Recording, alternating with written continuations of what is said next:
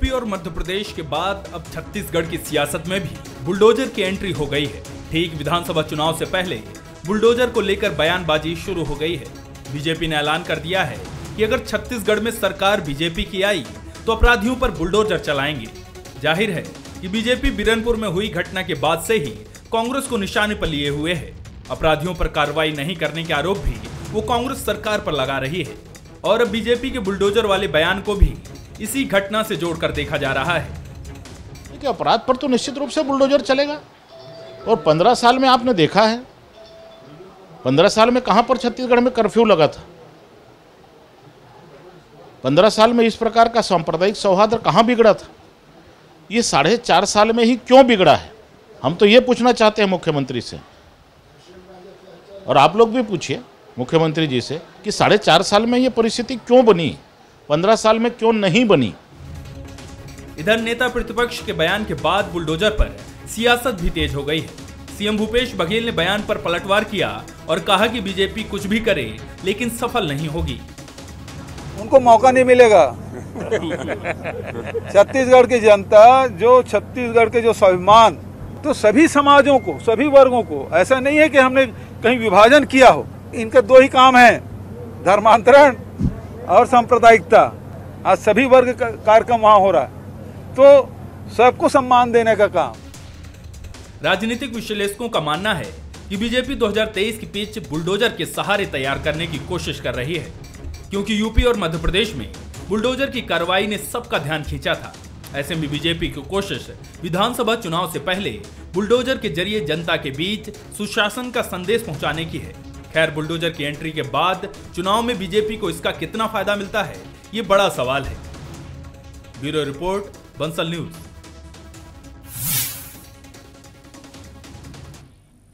तो क्या UP model Chhattisgarh में लागू होगा? क्या बुलडोजर वाला न्याय छत्तीसगढ़ में भी शुरू होगा? यह सवाल सियासी जरूर है, लेकिन बेहद संजीदा है। दरअसल यह जानना जरूरी है कि बुलडोजर को लेकर यह सवाल आखिर आया कहां से। दरअसल मीडिया ने नेता प्रतिपक्ष नारायण चंदेल से एक सवाल पूछा था। जवाब में नारायण चंदेल ने कह दिया कि अगर उनकी सरकार 2023 में बनी तो फिर बुलडोजर यहां भी चलेंगे। यह सवाल सियासी मायनों में बेहद महत्वपूर्ण भी है और संवेदनशील भी। ऐसा इसलिए क्योंकि बुलडोजर वाले सवाल पर मुख्यमंत्री भूपेश बघेल ने साफ सिरे से इंकार कर दिया। उन्होंने साफ कहा कि न्याय तो कानून प्रक्रिया के जरिए ही दिलाया जाएगा, बुलडोजर वाला न्याय उचित नहीं है। आज मुख्यमंत्री भूपेश बघेल ने नारायण चंदेल के बयान पर उसी अंदाज में प्रतिक्रिया दी और यह कह दिया कि छत्तीसगढ़ में बीजेपी को बुलडोजर चलाने का मौका नहीं मिलेगा। मुख्यमंत्री का यह बयान एक तीर से 2 निशाना वाला बयान है। एक तो उन्होंने बीजेपी के सत्ता में नहीं लौटने की बात कह दी और दूसरी तरफ बुलडोजर जस्टिस की बात को भी सिरे से खारिज कर दिया। नमस्कार, आज के मुद्दे में आप सभी का स्वागत है। मैं हूं आदित्य नामदेव। बुलडोजर वाला न्याय यूपी जैसे राज्य के लिए सही हो सकता है, पर छत्तीसगढ़ न तो अपराध और न ही अपराधियों के नजरिए से उतना ज्यादा गंभीर है कि यहां पर बुलडोजर की जरूरत पड़े। छत्तीसगढ़ में माफिया राज जैसी स्थिति कभी रही नहीं। जाहिर है बुलडोजर की भी नौबत नहीं ही आनी चाहिए। आज हम चर्चा इस बात पर करेंगे कि बुलडोजर का मुद्दा उठाकर योगी की करिश्माई पारी को छत्तीसगढ़ में आजमाने की तैयारी में तो नहीं है बीजेपी। ऐसा इसलिए क्योंकि योगी आदित्यनाथ की दूसरी बार सरकार बुलडोजर वाले बाबा की पहचान बनने के बाद बनी है। आज हम चर्चा इस सियासी मायनों पर भी करेंगे और इस सियासी बयान की गंभीरता को भी समझने का प्रयास करेंगे। हमारे साथ बातचीत करने के लिए 3 बेहद खास मेहमान मौजूद हैं। हमारे साथ अमित श्रीवास्तव जी हैं, कांग्रेस के वरिष्ठ नेता प्रवक्ता, बहुत स्वागत करता हूं उनका। हमारे साथ भारतीय जनता पार्टी की तरफ से मुकेश शर्मा जी हैं, बहुत स्वागत करता हूं उनका। हमारे साथ वरिष्ठ पत्रकार के तौर पर अनिरुद्ध दुबे साहब हैं, बहुत स्वागत करता हूं उनका। सबसे पहले चूंकि बुलडोजर की एंट्री हुई है और सवाल बीजेपी से ही होना चाहिए, मुकेश शर्मा जी यहां पर बैठे हैं, तो क्या बुलडोजर आप लोग क्यों चलाना चाहते हैं? मुकेश शर्मा जी, छत्तीसगढ़ के अपराधी अब क्या कानून से अनकंट्रोल हो गए, ऐसा लगता है छत्तीसगढ़ में? देखिए आदित्य जी, यदि प्रदेश के अंदर में कानून का भय समाप्त हो जाए, अपराधियों में कानून का भय न रहे और लगातार कानून व्यवस्था बिगड़ती जाए, ऐसी स्थिति में यदि अपराधियों में भय का माहौल बनाने की बात आती है तो निश्चित रूप से उनके साथ कड़ाई से निपटने वाला काम करना आवश्यक है और उनके मन में भय पैदा करना जरूरी है। आप देखेंगे पिछले दिनों प्रदेश के अंदर में लगातार कानून व्यवस्था बिगड़ती चली गई है, कानून व्यवस्था चरमरा चुकी है, चाकूबाजी, हत्या आम हो गए हैं तो ऐसी स्थिति में अपराधियों के मन में भय पैदा करना आवश्यक होता है, इसलिए इस प्रकार की बात कही गई है। इसमें कुछ गलत है नहीं। अमित जी, बीजेपी तो बुलडोजर चलवा देगी ऐसा कह रही है बीजेपी, आप लोग के पास क्या जवाब है इसके लिए? अगर बुलडोजर चला तो जाहिर सी बात है सब कुछ तहस नहस हो जाएगा, तो बीजेपी क्या तहस नहस करने के इरादे से ही मैदान में है? आप लोगों ने क्या प्लान बना के रखा है बुलडोजर अगर आता है यहां पर? तो अमित जी देखिए, मुझे ऐसा लगता है कि देश संविधान से चलता है। और रही बात, तो आपको मैं बता दूं कि जब लोग कहते हैं कि इस तरक्की का गढ़ जो छत्तीसगढ़ अब बन चुका है और भूपेश है तो भरोसा है, तो ऐसे ही नहीं कहते। हमने इन 4.5 सालों में वो विश्वास अर्जित किया है और एक क्रेडिबिलिटी बनाई है आदित्य जी। और रही बात, आपने कहा बुलडोजर की बात बीजेपी ला पाएगी कि नहीं ला पाएगी, तो मुझे लगता है जो काम पिछले 4.5 सालों में हमने किया है, हम इस प्रदेश की जनता के आशीर्वाद से उनके बीच में टेस्टेड और ट्रस्टेड दोनों हो चुके हैं। और रही बात, आपके माध्यम से मैं कहना चाहता हूं कि बीजेपी अगर ये सोचती है कि हम सत्ता में आ जाएंगे, तो मुझे लगता है कि मुंगेरी लाल के हसीन सपने इस प्रदेश में कोई भी पार्टी देख सकती है, और उसमें तो गब्बर सिंह टैक्स भी नहीं लगता, जीएसटी भी नहीं लगती। तो मैं फिर आपके माध्यम से कहना चाहता हूं कि देश संविधान से चलना चाहिए, लेकिन जो परिपाटी इनके पार्टी के द्वारा चालू की गई है इस देश में, क्या लोकतंत्र एफआईआर से चलेगा?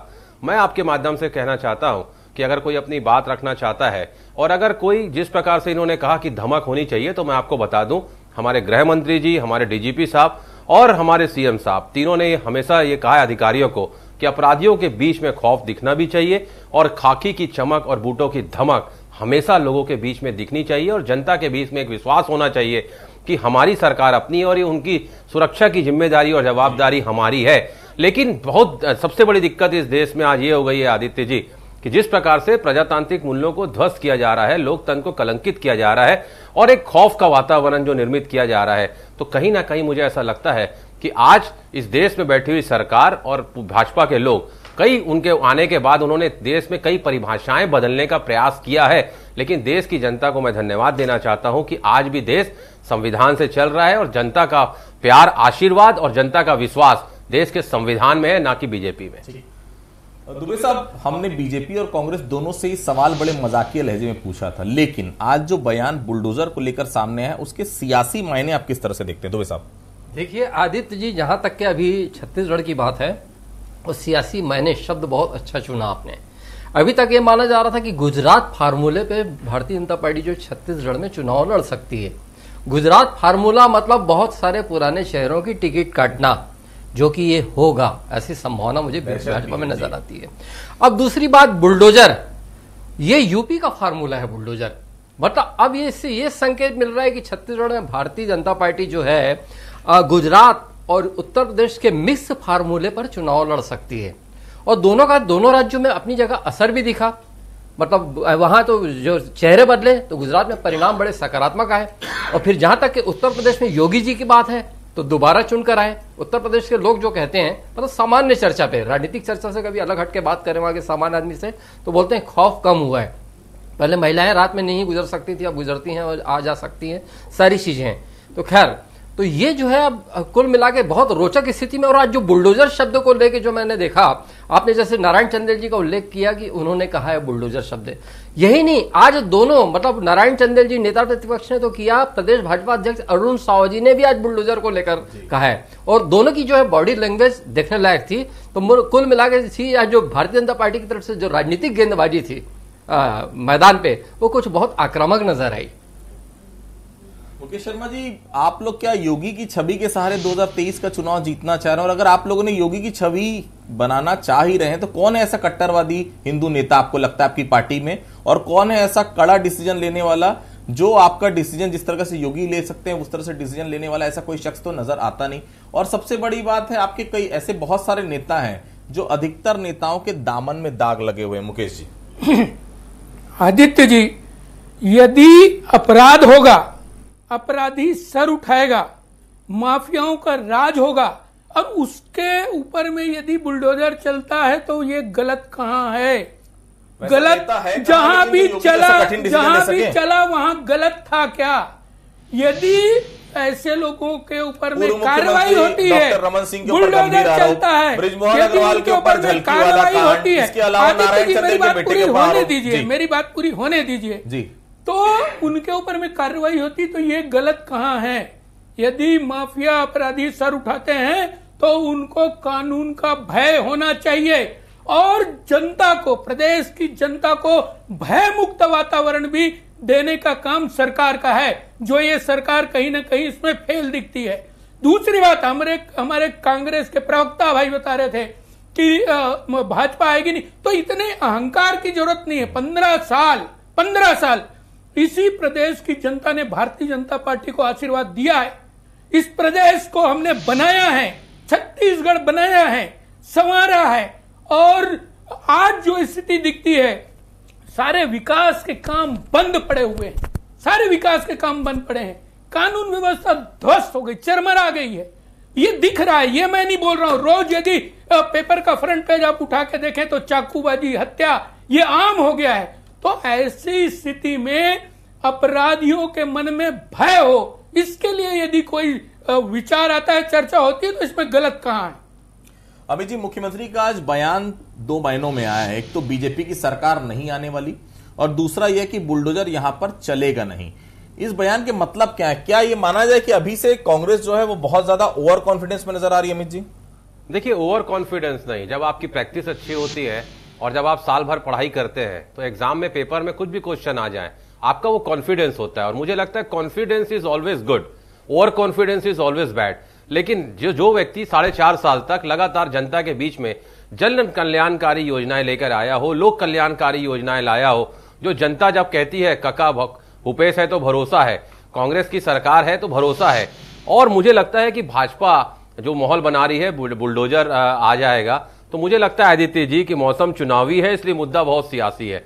और लगातार आपके माध्यम से मैं कह दूं, अहंकार नहीं बोलता साहब। जब मैंने कहा ना कि लगातार आप जब मेहनत करते हैं, जब दिन रात आप पढ़ाई करते हैं, और जब आप पेपर देने जाते हैं, तो आप पेपर देने का समय आ गया है। और मुझे ऐसा लगता है कि कांग्रेस का एक कार्यकर्ता पिछले 5 सालों से जो उसने मेहनत की है, मुझे लगता है अब परिणाम देने और परीक्षा देने और परिणाम आने की बारी है। और जनता सर्वोपरि होती है लोकतंत्र में। हमारा तो विश्वास लोकतंत्र में है, अब जिनका नहीं है वो जाने। लेकिन फिर मैं आपके माध्यम से कह दूं कि लोगों को दिग्भ्रमित करना, लोगों को गुमराह करना, और आधे समय सच को छुपाना और आधे समय झूठ को बताना, ये बीजेपी का चाल चरित्र और चेहरा है। आदित्य जी, मैंने कोई अहंकार की बात नहीं की, ये मेरा हमारे पार्टी के, हमारे एक कार्यकर्ता का कॉन्फिडेंस है, जिन्होंने लगातार फील्ड में रहकर 5 साल काम किया है। और मैंने कहा ना, पिछले बार तो हम इनके भ्रष्टाचार को लेके, जो 15 साल तक इन्होंने करारे नोटों की, एक मिनट भैया, आपने बोला था, मैं बड़े जिम्मेदारी से सुनता हूं, धैर्यपूर्वक, थोड़ा आप बड़े भाई हैं, ग्रेविटी को मेंटेन करिए बंसन चैनल में प्लीज। देखिए आदित्य जी, मैं फिर आपके माध्यम से कहना चाहता हूं कि लगातार आप देखिए 15 सालों की हमारे पास जो सरकार थी, उसके करारे नोटों की इन्होंने राजनीति खेली। और आपने स्वतः ही अभी कहा कि इनके पास नेता कौन है, इन्होंने जवाब नहीं दे पाए, सबके ऊपर दाग है। और आपने कहा ना, चुनरी पे दाग तो छुड़ाऊं कैसे। और लगातार जनता भी देख रही है, और जनता जनार्दन होती है लोकतंत्र में साहब। अगर हम अच्छा काम नहीं करेंगे, इन्होंने अच्छा काम नहीं किया था इसलिए 15 साल बेमिसाल 14 सीटों में लाके छोड़ा, और अगर हम अच्छा काम नहीं करते तो लगातार जनता हमें उपचुनाव नहीं जिताती। लोकतंत्र में जनता जनार्दन होती है, और लगातार उपचुनाव के बाद नगरीय निकाय चुनाव नहीं हम जीतते, ये हमारा विश्वास है, क्योंकि हमने 5 सालों में वो क्रेडिबिलिटी बनाई है काम करके। ठीक है दुबे साहब, बुलडोजर बाबा बनने के बाद योगी आदित्यनाथ दूसरी बार मुख्यमंत्री बने। उत्तर प्रदेश में कई मिथक भी चले थे कि योगी दोबारा नहीं आएंगे, कई लोगों ने भविष्यवाणी भी कर दी थी। आपको क्या लगता है कि योगी आदित्यनाथ जो अपनी कड़ी छवि बनाई है, उससे बीजेपी जो है यहां छत्तीसगढ़ में फायदा लेना चाहती है, ऐसा आपको लग रहा है? देखिए क्या है कि 2 बातें हैं, और मैं फायदे शब्द पे नहीं जाऊंगा आदित्य जी, क्योंकि छत्तीसगढ़ का मिजाज थोड़ा सा अलग है। लेकिन यह है कि योगी याद है क्योंकि वो वर्तमान है, जोगी भुला दिए गए क्योंकि अतीत है। छत्तीसगढ़ में बुलडोजर का जो इतिहास कोई नया नहीं है, यहाँ पे पुराना है। लेकिन यह है कि आजकल चीजें इतनी है कि इतनी जो है टेक्नोलॉजी, इतनी सारी चीजें ला दी है कि यहाँ पे हम 15 साल 20 साल की बातों को भूल जाते हैं। जोगी जी का 3 साल का शासनकाल था। इसी रायपुर विकास प्राधिकरण में यहाँ पे गणेश शंकर मिश्रा जो है सीईओ थे, जो आज भारतीय जनता पार्टी के नेता बन चुके हैं, और नगर निगम के अमले के सहयोग से चुन चुन के बड़े बड़े निर्माणों को उन्होंने तोड़ गिराया था। वो क्षण याद है क्योंकि मैं वहां पे मौजूद रहता था। फिर और एक बड़ा उदाहरण देता हूं, बालकृष्ण अग्रवाल जो जोगी जी के ही खास माने जाते थे, तो रिंग रोड में उनका एक बहुत बड़ा कंस्ट्रक्शन था जिसको उन्होंने डायनामाइट से उस बिल्डिंग को उड़वा दिया था। तो वो संस्कृति थी। और दूसरी बात, अपराध की जो बात हो रही है ना आदित्य जी, जहां तक कि मैं समझ पाया हूं, मैं निष्पक्ष बात कर रहा हूं, किसी कोई नेता से मेरा अनुराग नहीं है, लेकिन मैंने जो देखा अपराधियों में खौफ वो जोगी शासन काल में ही मैंने देखा है।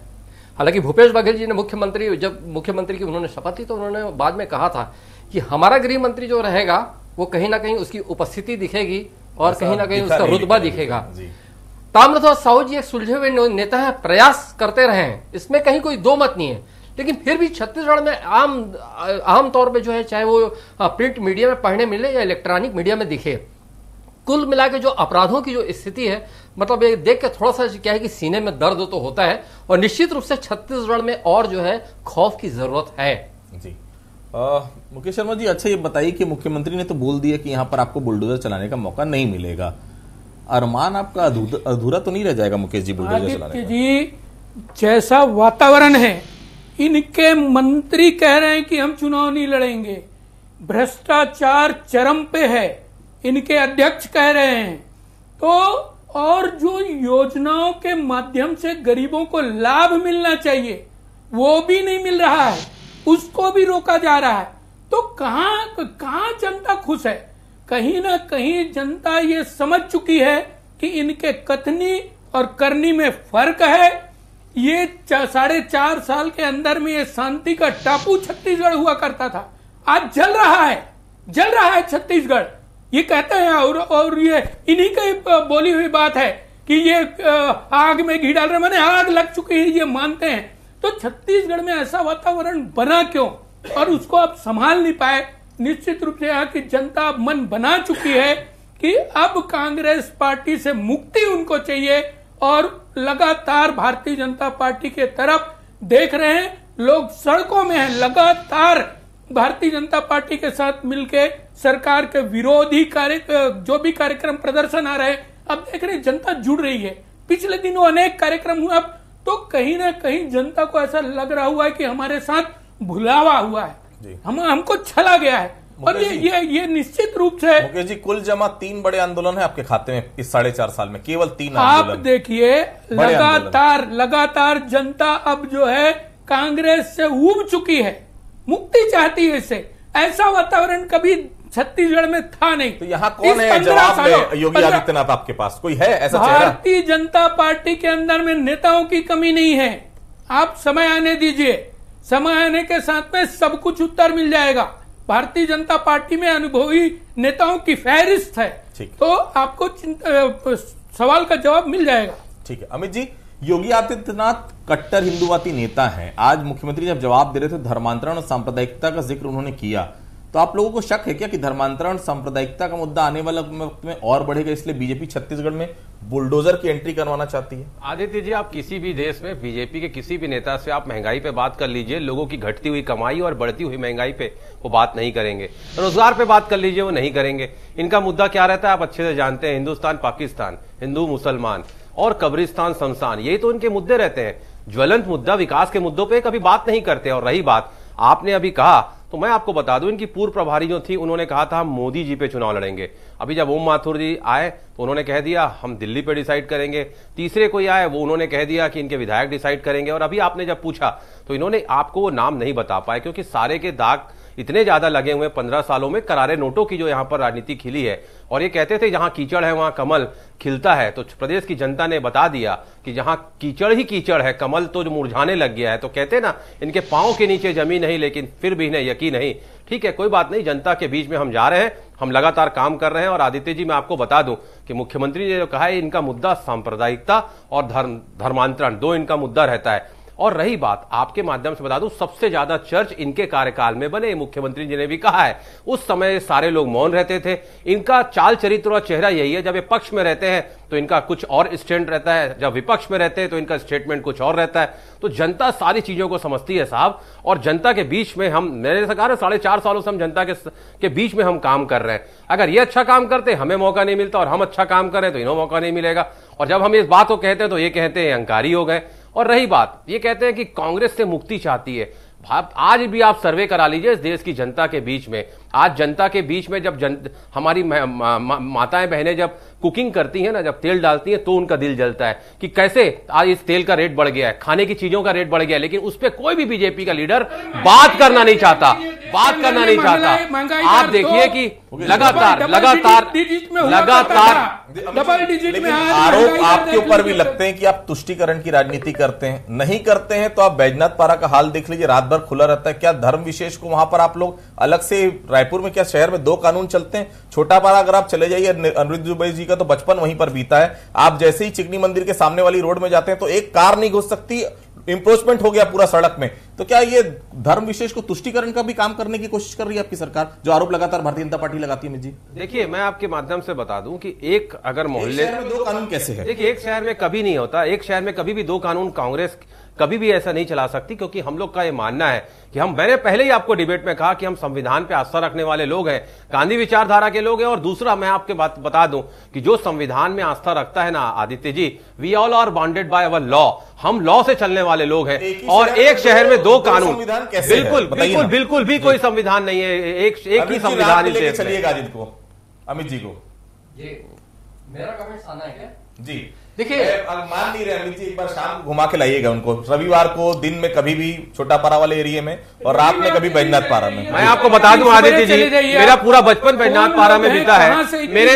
मेरे मामा का घर ही बैजनाथ पारा में है।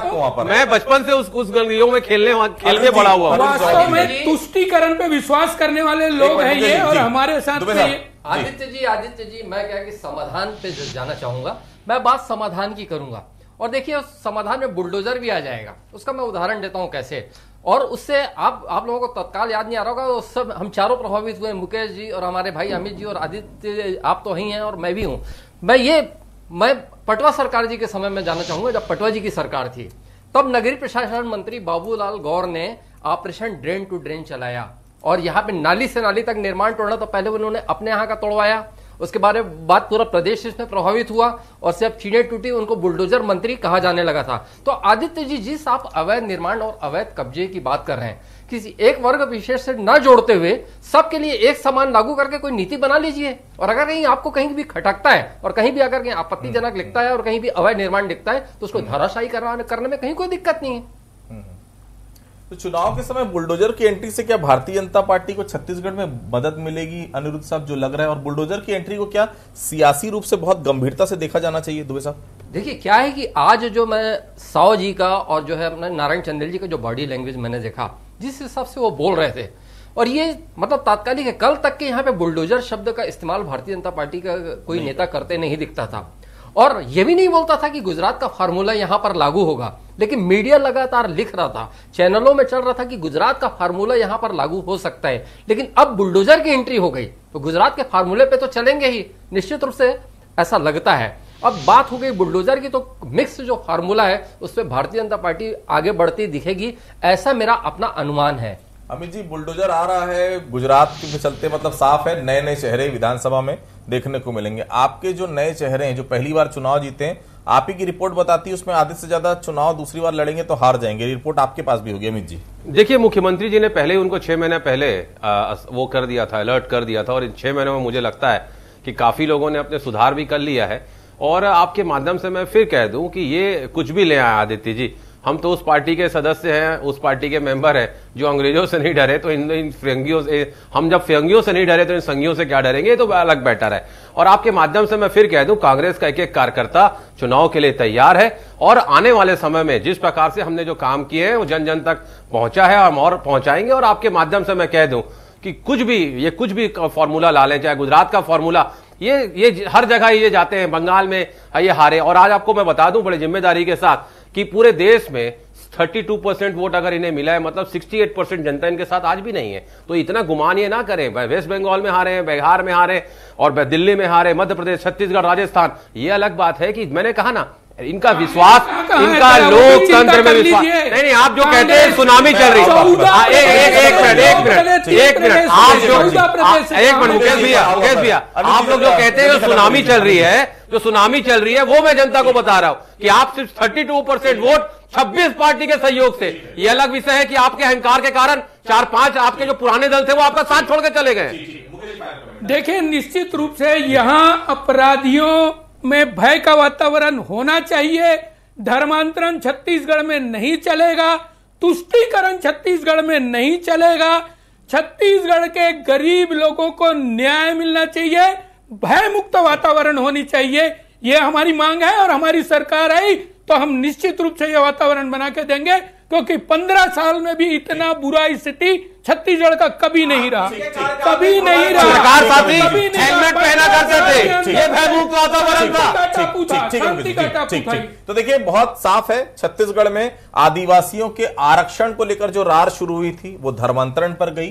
धर्मांतरण के बाद हमने देखा बिरनपुर किस तरह से जला। अब बिरनपुर के बाद छत्तीसगढ़ में बुलडोजर की एंट्री हो रही है। मतलब बेहद साफ है, छत्तीसगढ़ में भारतीय जनता पार्टी धर्मांतरण और धर्म संप्रदाय को लेकर आने वाले समय एक बड़ा मूवमेंट चलाएगी। और बहुत साफ है, इन्हीं विषयों पर 2023 का वो चुनाव भी लड़ेगी। कांग्रेस कितनी तैयार है, कांग्रेस इसका क्या जवाब देगी, हमारी निगाह उन पर रहेगी। फिलहाल आज के मुद्दे में आप सभी लोग जुड़े, आप लोगों का बहुत बहुत धन्यवाद। तो आज के मुद्दे फिलहाल इतना ही, कल किसी अन्य मुद्दे पर फिर से मुलाकात होगी, तब तक के लिए बहुत बहुत धन्यवाद।